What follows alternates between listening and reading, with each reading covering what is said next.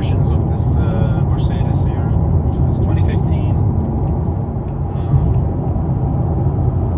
Foot to the floor. So a little in efficient mode, it's a little slow. But anyways, it's a 2015 Mercedes S550 4MATIC. It's got the AMG package with the 21-inch wheels, the side skirts, and the bumper, the rear bumper, the bigger brakes with the drilled. It looks really nice.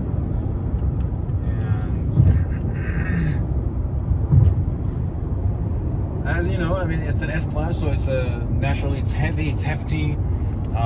In comfort mode, it's really wobbly. So if you want to do like an emergency move, I think it can handle it because it's supposed to be a safe car. But I don't know. I'm not really sure. But it's overall, it's very solid on the ground. It's, I don't think it would skid or rotate or something. I think it can handle it. But it's just really heavy.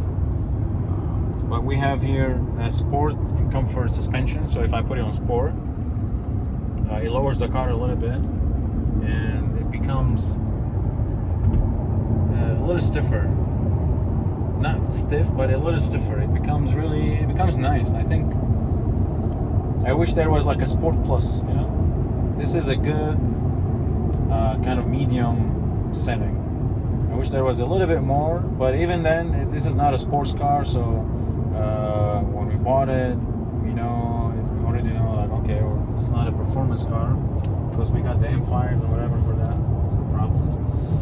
But this was mostly for long distance cruising. If you follow my channel, I've had the F90 M5, and I actually got rid of that because of the discomfort of that car. The seats and the ride was just so bad on long distance driving.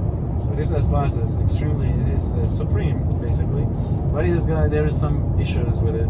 I don't know if it's just this or this model. I saw yesterday a video about the 2021, and I think it really looks ugly. I don't like it. Definitely not considering one. The taillights are really bad. I don't know, it's just pretty bad. But anyways, the tech in the new one is good. It's much needed because Mercedes is just so outdated. It's so outdated, And you can tell it was built for old people. Because old people is, you don't see an old man, like it was a tech savvy or something. You just want to press a button and keep going, and that's what the Mercedes does for you. You put the AC on, it actually doesn't cool it down, to like freezing point. It's smooth, It's not cold. It's smooth. It just knows the right temperature. It cools it down, the car, and it doesn't bother you.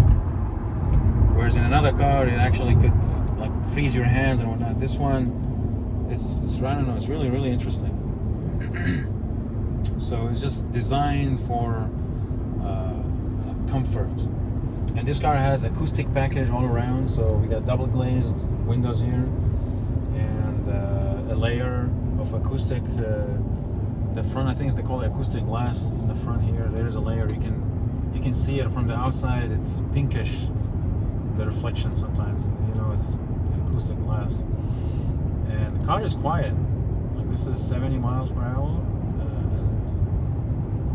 It's quiet for the most part, but when you go on rough surfaces and whatnot, you'll hear some rattling, because unfortunately, Mercedes, just like any other car, including BMW, they do this plasticky stuff, and here it's not any different. And I wish they did not, because this car, I think the MSRP on this particular car was something close to $150,000. The option it has, it's got the 360 cameras, it's got the lane keep assist, it's got the active cruise control, so I can set the cruise control.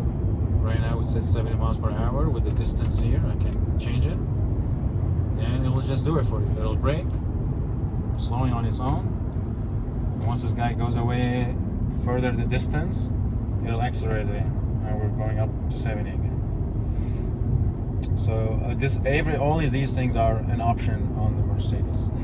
Even the auto dimming mirror is an option. So this car doesn't have the mirror package. by default it's got auto dimming here and here, but that mirror does not auto dim, believe it or not, on a $150,000 car. It's a package, it's an extra money you pay to get that side to dim.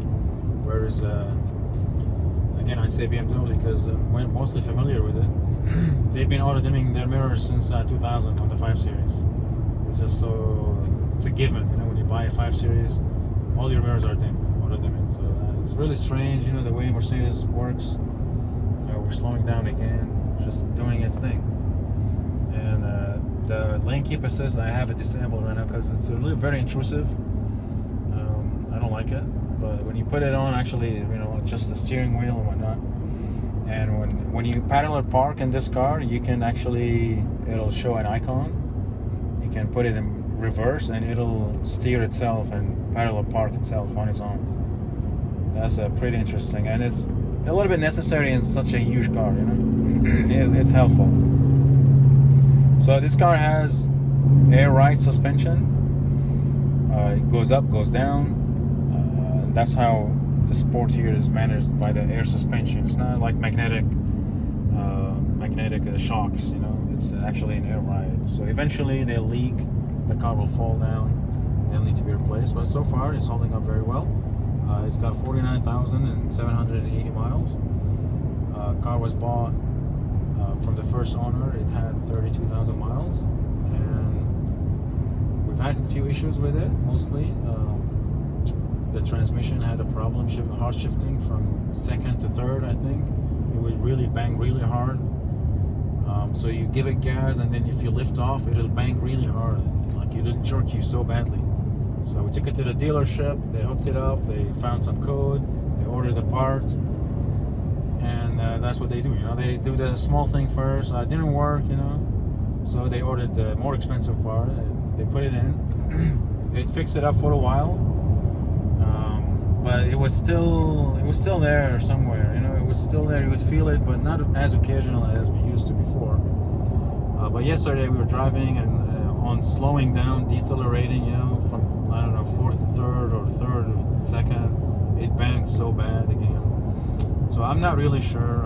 Someone on YouTube told me it's the locking, the torque converter locking mechanism goes bad in these cars. They would have to be replaced. But anyways, nonetheless, the dealership hooked it up. They said nothing, no codes. So that's the best they can do. The shop foreman drove it. He said, "Oh, it's driving great, but no, there's something there." And it's got another issue where it kind of vibrates under hard acceleration, in like 40 miles per hour, 30, you know, 30, 40. They could not fix that one. They could not even detect it, I guess. I don't know, but unfortunately, I can feel it. So yeah, it sucks. But anyways, that's the main problem with these high-end cars. You know, when little thing broken, it kind of ruins everything for you. So it kind of ruins the whole, you know, drive, the pleasure and whatnot. But anyways, hopefully they'll get it fixed, or most likely replaced. We'll replace this car. So back to the acoustic thing. You can see if I open the window, you'll hear the noise.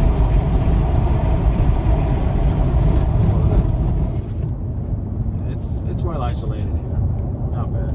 Also, it's got a heat layer on the glass. It's another package as well, comfort package, I think, or something. And you actually got a layer here, blocks UV. So put your hand, nothing. You don't feel anything. It's really good. Even the front glass, it reduced the heat in the car when you leave it outside significantly compared to other cars we've had. So that's nice. Other than that, yeah, the car, you know, I don't know, you can probably hear the rattling here and there, but overall, the car is not bad. It's a lot of bargain for the money. You pick these cars used, you know, for not a whole lot. I think this car was 50 grand or something like that. When new, it was 150. So these cars are best bought secondhand, as always. The sound system here, we have the Burmester. It's an upgraded one. but it's not the 3D. So there's another like higher end one, which got the tweeter here that comes out, it rotates and come out, and it's got speakers in the roof and whatnot. I think that's why they call it 3D. And this one sounds good, but it's not like really like, you know, like wow kind of good. It's good, but there's I think there's more. The Bang & Olufsen sounds better than this Burmester. When this car was in service, we've had the new E-Class, 2020 E-Class, I think. The sound system in it was also Burmester, but it sounded so much better than this one. So I guess they improved it over the years, but I just hope that this was a little bit better than what it is. Infotainment is updated, is okay. Nothing really impressive here. No CarPlay, just Bluetooth and hands-free calling. Anyways, I hope you enjoyed this quick drive about this Mercedes here, and we'll be doing